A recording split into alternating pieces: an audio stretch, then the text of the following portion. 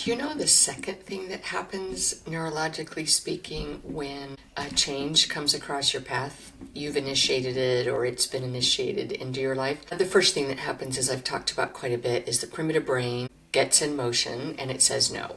You get a sense of personal safety, however long that may take, and the primitive brain calms down.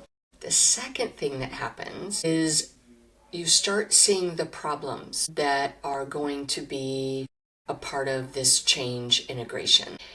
And when you get there, that's actually a wonderful, wonderful sign. It means that a whole new part of your brain has come online to help with this change integration.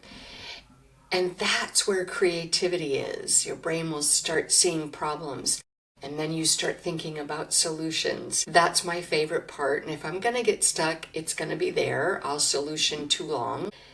It's the third part of the brain coming online that helps resolve that.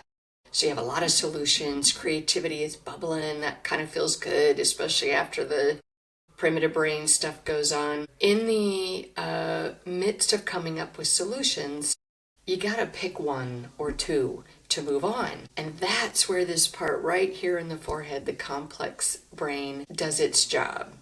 And it makes the executive decision that says we're going to go with that decision, meaning that solution, and we're going to implement that to move forward in this change. And that is the way in which all three parts of this brain work together to help us integrate a change, all the way from concept to full integration where flour and water have been mixed and it's like it's always been this way.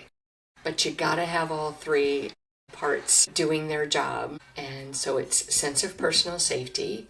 Then you start ideating about solutions to the problems that you see. And then the third part of the brain says, we're going to move forward with that idea. And then you get to move forward and fully integrate a change.